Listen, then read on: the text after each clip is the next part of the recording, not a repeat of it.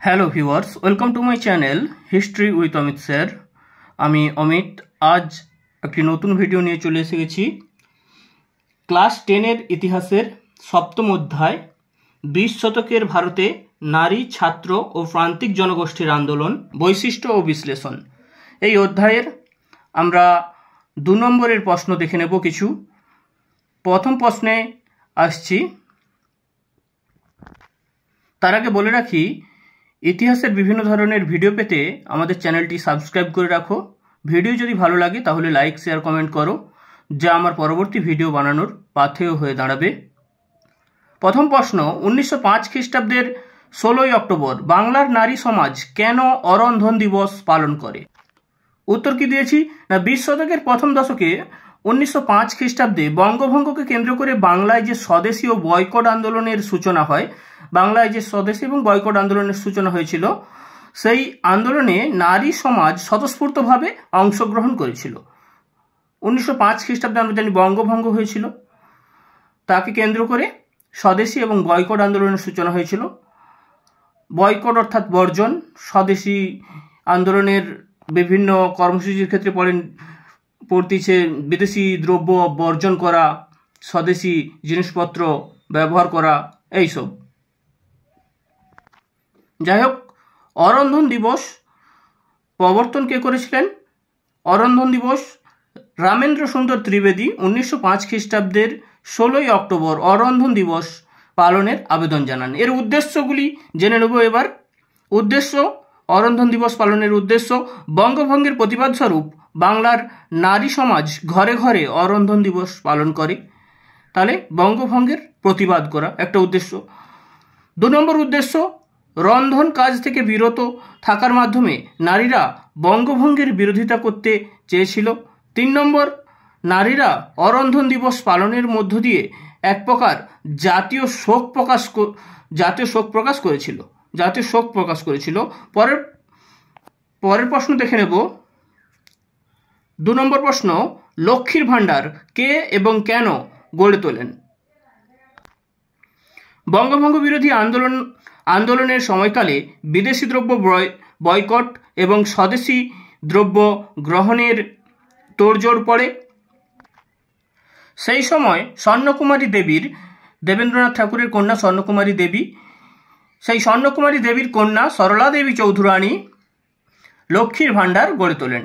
এখানে লক্ষ্মীর ভাণ্ডার কবে গড়ে তোলে, এক্ষেত্রে কোনো বইয়ে 1903 খ্রিস্টাব্দ দেওয়া আছে সময়টা, আবার কোনো বইয়ে 1905 খ্রিস্টাব্দ দেওয়া আছে। উদ্দেশ্যগুলি দেখে নেব। 1 নম্বর উদ্দেশ্য, স্বদেশী আন্দোলন পরিচালনার জন্য প্রচুর অর্থের প্রয়োজন ছিল। সেই প্রয়োজন মেটানোর জন্য লক্ষ্মীর ভাণ্ডার গড়ে তোলা হয়। হেমাঙ্গিনী দাস, কুমুদিনী মিত্র প্রমুখ নেত্রীরা চাঁদা সংগ্রহ করে এখানে জমা রাখতেন। 2 নম্বর, স্বদেশী দ্রব্য উৎপাদন ও মজুতের জন্য এই সংস্থা গড়ে তোলা হয়। 3 নম্বর প্রশ্ন দেখে নেব, বীরাষ্টমী ব্রত কি? বঙ্গভঙ্গ বিরোধী স্বদেশী আন্দোলনের সময় গ্রামগঞ্জের শহরনগরের যুব ও নারী সমাজকে জাতীয়তাবাদী আন্দোলনে অংশগ্রহণ করাতে সরলা দেবী চৌধুরানী বীরাষ্টমী ব্রত উদযাপন করেন। এই ব্রত পালনের দ্বারা তিনি যুবকদের মধ্যে শৌর্যবীর্য, দেশপ্রেম, সাহসিকতার আদর্শ প্রচার করেন। নারীরা এই ব্রত পালন করে তলোয়ার চালানো এবং লাঠি খেলার অনুশীলন করত। এবার আমরা পরের প্রশ্নে চলে যাব। কে কবে কোথায় মিলন মন্দির প্রতিষ্ঠা করেন? উত্তর, হিন্দু মুসলমানদের ভাগ করার জন্য ভারতের বড়লাট লর্ড কার্জন 1905 খ্রিস্টাব্দে বঙ্গভঙ্গ করেন। হিন্দু মুসলমানদের মধ্যে বিভেদ ঘটিয়ে তাদের শাসনকে দীর্ঘস্থায়ী করার জন্য বড়লাট লর্ড কার্জন কি করেছিল না, বঙ্গভঙ্গ করেছিল 1905 খ্রিস্টাব্দে। বাংলা তৎকালীন সময়ে হয়ে উঠেছিল বিপ্লবীদের আঁতুড়ঘর। এখান থেকেই বিভিন্ন স্বাধীনতা সংগ্রামের এখান থেকে বিভিন্ন স্বাধীনতা আন্দোলন গড়ে উঠছিল ব্যাপক পরিমাণে। অন্যান্য জায়গার তুলনায় বাংলা থেকে ব্যাপক পরিমাণে স্বাধীনতা সংগ্রামের আন্দোলন গড়ে উঠছিল। তাই ইংরেজ সরকার চেয়েছিল যে বাংলার হিন্দু মুসলিমদেরকে আলাদা করে দিতে, যে হিন্দু মুসলিমরা আলাদা হয়ে গেলে তাহলে তাদের আন্দোলনটাও কি কেমন হবে না, তাদের আন্দোলনের যে তীব্রতা সেটা কমে যাবে। যেমন একটা লাঠিকে ভাঙতে গেলে আমরা খুব সহজেই ভেঙে দেবো, কিন্তু দুটো লাঠি ভাঙতে হলে আমাদেরকে অনেকটা শক্তি লাগাতে হবে। ঠিক সেই রকমই হিন্দু মুসলিম উভয়ই যদি একসঙ্গে আন্দোলন করে, সেই আন্দোলন ব্রিটিশ সরকারের দমাতে, সেই আন্দোলনটিকে ব্রিটিশ সরকারের দমন করতে খুবই অসুবিধা হবে। কিন্তু যদি আলাদা আলাদাভাবে আন্দোলন করে, সেই আন্দোলনটিকে দমাতে ব্রিটিশ সরকারের খুব কম শক্তি খরচ করতে হবে, মানে সেই আন্দোলনটা ব্রিটিশ সরকার খুব সহজেই দমন করে দেবে।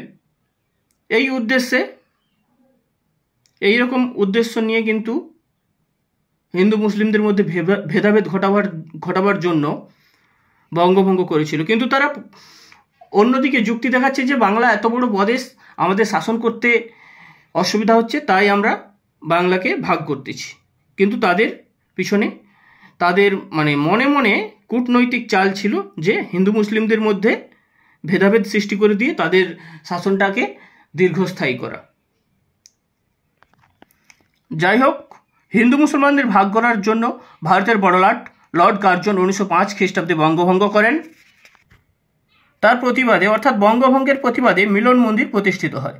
প্রতিষ্ঠাতা কে দেখে নেব? আনন্দমোহন বসু এই মিলন মন্দির প্রতিষ্ঠা করেন। প্রতিষ্ঠা কাল দেখে নেব 1905 খ্রিস্টাব্দের 16ই অক্টোবর, অর্থাৎ বঙ্গভঙ্গের দিনই মিলন মন্দির প্রতিষ্ঠিত হয়।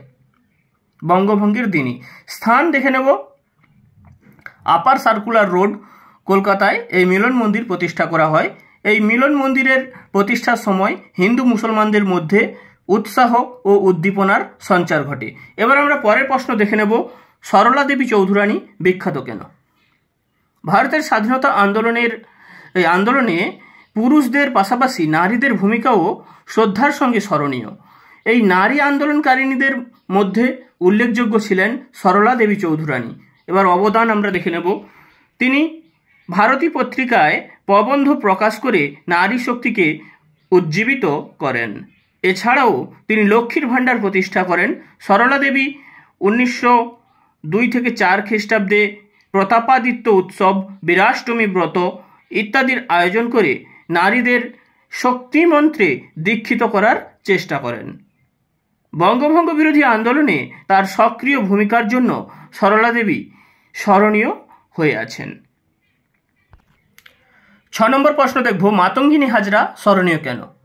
1942-এর ভারত ছাড়ো আন্দোলনের ইতিহাসে গান্ধীবুড়ি নামে পরিচিত মাতঙ্গিনী হাজরার নাম স্মরণীয় হয়ে রয়েছে। এবার আমরা অবদান দেখে নেব। নারী আন্দোলনে নতুন বৈশিষ্ট্য সংযোজন করেছিলেন মেদিনীপুরের 73 বছর বয়সী কংগ্রেস কর্মী মাতঙ্গিনী হাজরা। তিনি 20,000 নারীকে নিয়ে ভগিনী সেনা দল গঠন করেছিলেন। তিনি 1942 খ্রিস্টাব্দের 29 সেপ্টেম্বর তমলুক থানা অভিযানে নেতৃত্ব দেন এবং পুলিশের গুলিতে শহীদ হন। মাতঙ্গিনী হাজরার এই আত্মত্যাগ ইতিহাসে চিরস্মরণীয় হয়ে থাকবে। এবার পরের প্রশ্ন, 7 নম্বর প্রশ্ন, ডান্ডি অভিযান কি? আইন অমান্য আন্দোলন পর্বে ডান্ডি অভিযান বা ডান্ডি পদযাত্রা এক অবিস্মরণীয় ঘটনা। ডান্ডি অভিযান আমরা জানি যে সবরমতী আশ্রম থেকে শুরু হয়েছিল। ডান্ডি অভিযান পয়েন্ট 1930 খ্রিস্টাব্দের 12ই মার্চ গান্ধীজি 78 জন অনুগামী নিয়ে, তাহলে 78 জন অনুগামী এবং গান্ধীজিকে নিয়ে 79 জন হচ্ছে, 78 জন অনুগামী নিয়ে সবরমতী আশ্রম থেকে 24 দিনে 241 মাইল পথ অতিক্রম করে ডান্ডির সমুদ্র তীরে 5ই এপ্রিল লবণ আইন ভঙ্গ করেন। 5ই এপ্রিল লবণ আইন ভঙ্গ করেন। সেই ডান্ডির সমুদ্র তীরে সমুদ্রের জল থেকে গান্ধীজি লবণ তৈরি করে লবণ আইন ভঙ্গ করেন। যাই হোক, 5 এপ্রিল লবণ আইন ভঙ্গ করেন। এর ফলে আইন অমান্য আন্দোলনের সূচনা হয়। গুজরাটের সবরমতী থেকে ডান্ডি পর্যন্ত গান্ধীজির এই পদযাত্রা ডান্ডি অভিযান নামে খ্যাত। 8 নম্বর প্রশ্ন, দীপালি সংঘ কে কেন প্রতিষ্ঠা করেন? 1923 খ্রিস্টাব্দে লীলা নাগ রায় ঢাকায় দীপালি সংঘ প্রতিষ্ঠা করেন। উদ্দেশ্য কী ছিল? 1 নম্বর উদ্দেশ্য, সশস্ত্র বিপ্লবী আন্দোলনে অংশগ্রহণের পর্বে নারীদের মানসিক দৃঢ়তা তৈরি করা। সশস্ত্র বিপ্লবী আন্দোলনে অংশগ্রহণের পূর্বে সশস্ত্র বিপ্লবী আন্দোলনে অংশগ্রহণের পূর্বে নারীদের মানসিক দৃঢ়তা তৈরি করা। 2 নম্বর, ব্যায়াম ও অন্যান্য শারীরিক শিক্ষা প্রদান করা। 3 নম্বর, নারীদের মধ্যে আত্মচেতনা, দেশপ্রেম ও আত্মত্যাগের বীজমন্ত্র বপন করা। নারীদের মধ্যে আত্মচেতনা, দেশপ্রেম ও আত্মত্যাগের বীজমন্ত্র বপন করা। 4 নম্বর, নারী শিক্ষার উদ্যোগ গ্রহণ করা। 5 নম্বর, বিভিন্ন সামাজিক কল্যাণমূলক কাজ করা ইত্যাদি। এবার আমরা পরের প্রশ্ন দেখে নেব। বঙ্গলক্ষ্মীর ব্রতকথা কি? 20 শতকে বঙ্গভঙ্গ বিরোধী আন্দোলনকালে স্বদেশী উন্মাদনা সৃষ্টি করতে বহু বীর পুরুষের বীর গাথা ব্রতকথা শোনানো হয়। বঙ্গভঙ্গ বিরোধী আন্দোলনের অন্যতম নেত্রী রামেন্দ্র সুন্দর ত্রিবেদী তার বাড়িতে সমবেত মহিলাদের বঙ্গলক্ষ্মীর ব্রতকথা শুনিয়েছিলেন। এই ব্রতকথায় দেশমাতৃকাকে দেবী লক্ষ্মীর সঙ্গে তুলনা করা হয়েছে। তিনি বঙ্গ নারীদের ব্রতকথার মাধ্যমে শুনিয়েছেন যে ব্রিটিশ সরকারের অত্যাচার, নির্যাতিত, লাঞ্ছিত, বঞ্চনা সহ্য করতে না পেরে বঙ্গলক্ষ্মী এদেশ ছেড়ে চলে গেছেন। আমাদের উচিত আন্দোলন, প্রতিবাদ ইত্যাদির মাধ্যমে দেশমাতৃকাকে ফিরিয়ে আনা। এবার আমরা 10 নম্বর প্রশ্ন দেখে নেব। সরোজিনী নাইডু বিখ্যাত কেন? ভারতের বুলবুল নামে খ্যাত সরোজিনী নাইডু 1979 খ্রিস্টাব্দে তৎকালীন হায়দ্রাবাদে জন্মগ্রহণ করেন। তিনি ছিলেন গান্ধীজির নেতৃত্বে পরিচালিত ভারতের স্বাধীনতা আন্দোলনের এক সক্রিয় কর্মী। অবদান দেখে নেব আমরা। 1925 খ্রিস্টাব্দে তিনি ভারতের জাতীয় কংগ্রেসের সভাপতি পদে নিযুক্ত হন। সুরাটের ধরসানা লবণগোলা দখল করতে গিয়ে গান্ধীজি গ্রেপ্তার হলে সেই দায়িত্ব এসে পড়ে সরোজিনী নাইডুর ওপর। তার নেতৃত্বে ধরসানার লবণগোলা দখল করা হয় 1930 খ্রিস্টাব্দ। তিনি 1947 খ্রিস্টাব্দে যুক্তপ্রদেশের গভর্নর পদে আসীন হন।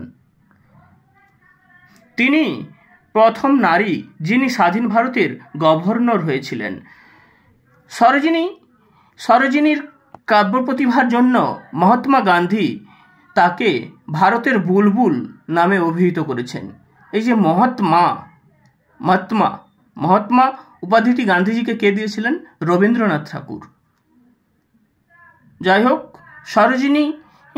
সরোজিনী নাইডুর কাব্য প্রতিভার জন্য মহাত্মা গান্ধী তাকে ভারতের বুলবুল নামে অভিহিত করেছেন।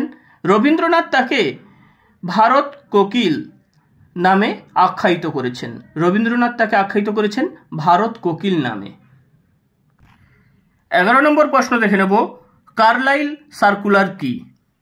বঙ্গভঙ্গের প্রতিবাদে স্বদেশী আন্দোলন শুরু হয়। সেই আন্দোলনের প্রাণশক্তি ছিল বাংলার ছাত্র সমাজ। এবার কার্লাইল সার্কুলার পয়েন্ট দেখে নেব। বাংলার দামাল ছাত্ররা ছিল স্বদেশী আন্দোলনের শক্তির প্রধান উৎস।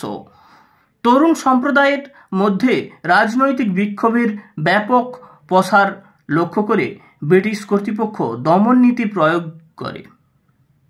সরকারের তদানীন্তন মহাসচিব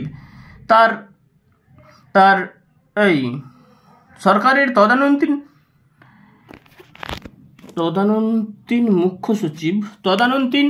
মুখ্য সচিব R.W. কার্লাইল 1905 খ্রিস্টাব্দের 10ই অক্টোবর একটি কুখ্যাত নির্দেশনামা জারি করেন, যা কার্লাইল সার্কুলার নামে খ্যাত। এবার এতে কি বলা হয়েছে সেটা দেখে নেব। মূল বক্তব্য: উক্ত নির্দেশনামায় জানানো হয় যে স্কুল কলেজের ছাত্ররা কোনো রকম রাজনৈতিক আন্দোলন কিংবা সভা সমিতিতে যোগদান করতে, এমনকি প্রকাশ্যে বন্দে মাতরম ধ্বনি দিতে পারবে না। বলছে যে কি, স্কুল কলেজের ছাত্ররা কোনো রকম রাজনৈতিক আন্দোলন কিংবা সভা সমিতিতে যোগদান করতে, এমনকি প্রকাশ্যে বন্দে মাতরম ধ্বনি দিতে পারবে না। বন্দে মাতরম সঙ্গীতটি কার রচনা?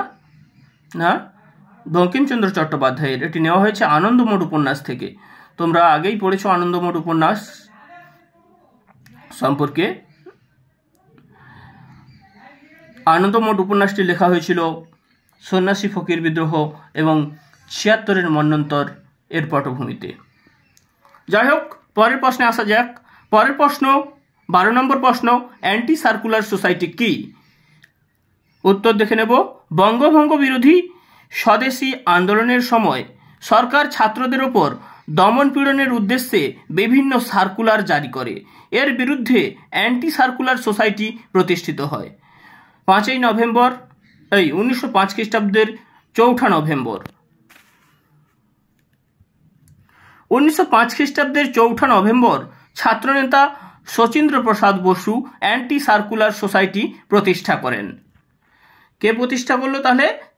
শচীন্দ্র প্রসাদ বসু অ্যান্টি সার্কুলার সোসাইটি প্রতিষ্ঠা করলেন 1905 খ্রিস্টাব্দের 4 নভেম্বর। এবার দেখে নেব প্রতিষ্ঠার কারণগুলো দেখে নেব। 1 নম্বর, বিভিন্ন শিক্ষা প্রতিষ্ঠান থেকে বহিষ্কৃত ছাত্রদের বিকল্প শিক্ষার ব্যবস্থা করা। বিভিন্ন শিক্ষা প্রতিষ্ঠান থেকে বহিষ্কৃত ছাত্রদের বিকল্প শিক্ষার ব্যবস্থা করা। 2 নম্বর, স্বদেশী আন্দোলনের প্রচার ও প্রসার ঘটানো। স্বদেশী আন্দোলনের প্রচার ও প্রসার ঘটানো এবং বিদেশি দ্রব্য বয়কট করা ইত্যাদি। স্বদেশী আন্দোলনের প্রসার ও প্রচার ঘটানো এবং বিদেশি দ্রব্য বয়কট করা ইত্যাদি। এবার 13 নম্বর প্রশ্ন দেখে নেব আমরা, ননিবালা দেবী স্মরণীয় কেন? ভারতের স্বাধীনতা সংগ্রামের ইতিহাসে নারীদের ভূমিকা ছিল ব্যাপক। ননিবালা দেবী ছিলেন ভারতের অন্যতম এক নারী স্বাধীনতা সংগ্রামী। স্মরণীয় হওয়ার কারণ দেখে নেব। ননিবালা দেবী ছিলেন বাংলা তথা ভারতের প্রথম নারী বিপ্লবী। বঙ্গভঙ্গের ঘটনার প্রতিক্রিয়ায় বাংলায় বিপ্লবী আন্দোলন শুরু হলে তিনি তাতে যোগ দেন। 2 নম্বর, এরপর গান্ধীজির নেতৃত্বে অসহযোগ আইন অমান্য ভারত ছাড়ো আন্দোলন শুরু হলে তিনি অংশগ্রহণ করে সক্রিয় ভূমিকা পালন করেন। এই আন্দোলনগুলোতে আইন অমান্য, ভারত ছাড়ো, অসহযোগ আন্দোলনগুলোতে তিনি যোগ দিয়ে সক্রিয় ভূমিকা পালন করেন। এবার আমরা দেখে নেব 14 নম্বর প্রশ্ন, ঊষা মেহতা কি কারণে বিখ্যাত? ভারতের স্বাধীনতা সংগ্রামের ইতিহাসে অন্যতম নারী সংগ্রামী ছিলেন ঊষা মেহতা। 1942 খ্রিস্টাব্দে ভারত ছাড়ো আন্দোলন শুরু হলে দেশের বিভিন্ন প্রান্তের নারীরা প্রবল উৎসাহের সঙ্গে ভারত ছাড়ো আন্দোলনে অংশগ্রহণ করে। ভারত ছাড়ো আন্দোলন 1942-এ শুরু হয়েছিল, যাকে বলা হয় আগস্ট আন্দোলন বা 42-এর আন্দোলন, কুইট ইন্ডিয়া মুভমেন্ট। ঊষা মেহতার ভূমিকা দেখে নেব। 1 নম্বরে ঊষা মেহতা ভারত ছাড়ো আন্দোলনে স্বতঃস্ফূর্তভাবে অংশগ্রহণ করেছিলেন। 2 নম্বরে তিনি বোম্বাইতে একটি গোপন বেতার কেন্দ্র গঠন করে ভারত ছাড়ো আন্দোলনের আদর্শ প্রচার করেন। তিনি বোম্বাইতে একটি গোপন বেতার কেন্দ্র গঠন করে ভারত ছাড়ো আন্দোলনের আদর্শ প্রচার করেন। আমাদের তমলুকে তাম্রলিপ্ত জাতীয় সরকার গঠন হয়েছিল, সেই জাতীয় সরকারের কিন্তু নিজস্ব বেতার কেন্দ্র ছিল। বর্তমান তমলুক, সেখানে তাম্রলিপ্ত জাতীয় সরকার গঠিত হয়েছিল ওই ভারত ছাড়ো আন্দোলনের সময়ই।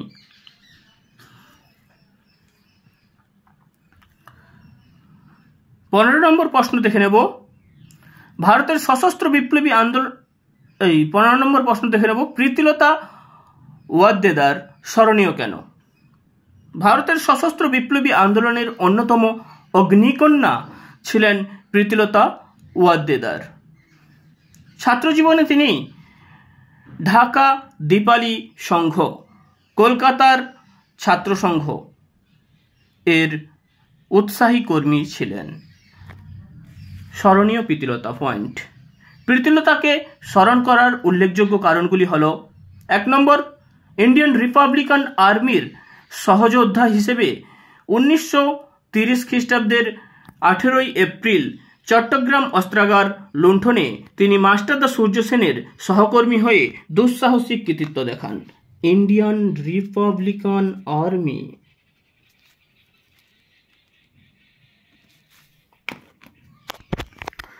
দুঃসাহসিক কৃতিত্ব দেখান। 2 নম্বর, সূর্য সেন নির্মল সেন ও অপূর্ব সেনের সহচর্যে ক্যামেরুন সাহেবকে হত্যা করেন। 3 নম্বর, পাহাড়তলির ইউরোপীয় ক্লাবে ভারতবাসীর প্রতি তাচ্ছিল্য ও ব্যঙ্গোক্তির প্রতিবাদে তিনি তার সঙ্গী সাথীদের নিয়ে ইউরোপিয়ান ক্লাব আক্রমণ করে এক উচ্চপদস্থ অফিসারকে নিহত ও কয়েকজনকে আহত করেন। আগে বিভিন্ন ইউরোপীয় ক্লাবে লেখা থাকতো যে কুকুর এবং ভারতীয়দের প্রবেশ নিষেধ, তার মানে ভারতীয়দেরকে কুকুরের সাথে তুলনা করতেছে। যাই হোক, পরের প্যারাতে দেখে নেব পাহাড়তলির ঘটনায় তিনি নিজে আহত হয়ে পটাশিয়াম সায়ানাইড খেয়ে শহীদ হন। প্রীতিলতা ছিলেন ভারতের বিপ্লবী আন্দোলনের প্রথম নারী শহীদ। তাহলে পাহাড়তলির ঘটনায় তিনি নিজে আহত হয়ে পটাশিয়াম সায়ানাইড খেয়ে শহীদ হন। প্রীতিলতা ছিলেন ভারতের বিপ্লবী আন্দোলনের প্রথম নারী শহীদ, এটা মনে রাখবে। তিনি ছিলেন ভারতের বিপ্লবী আন্দোলনের প্রথম নারী শহীদ। 16 নম্বর প্রশ্ন দেখে নেব আমরা, রশিদ আলী দিবস কি?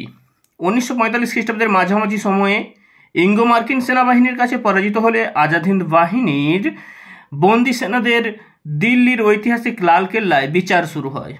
বিচারের পর আজাদ হিন্দ বাহিনীর 3 অভিযুক্ত নেতা প্রেম সাইগল, শাহনওয়াজ খান ও গুরবক্স সিং ভিলনকে যাবজ্জীবন কারাদণ্ডে দণ্ডিত করা হলে সারা দেশ জুড়ে তুমুল বিক্ষোভ শুরু হয়। 1946 খ্রিস্টাব্দের 2রা ফেব্রুয়ারি ক্যাপ্টেন রশিদ আলীকে কোর্ট মার্শাল করার পর 7 বছরের কারাদণ্ডে দণ্ডিত করা হয়। তার মুক্তির দাবিতে 1946 খ্রিস্টাব্দের 11 থেকে 14 ফেব্রুয়ারি কলকাতায় প্রবল গণবিক্ষোভ ও ছাত্র আন্দোলন শুরু হয়। ছাত্র মিছিলের ওপর ব্রিটিশ পুলিশ গুলিবর্ষণ করলে তার পরের দিন 12 ফেব্রুয়ারি রশিদ আলী দিবস পালিত হয়। মিছিল শুরু হয়েছে 11 তারিখ, তার ছাত্র মিছিলের ওপর গুলিবর্ষণ করলে ব্রিটিশ পুলিশ, তার পরের দিনই 12 ফেব্রুয়ারি রশিদ আলী দিবস পালিত হয়। এবার আমরা দেখব 17 নম্বর প্রশ্ন, অলিন্দ যুদ্ধ বলতে কি বোঝো? বেঙ্গল ভলান্টিয়ার্স বিভি দলের সদস্য ছিলেন বিনয় বসু, বাদল গুপ্ত ও দীনেশ গুপ্ত।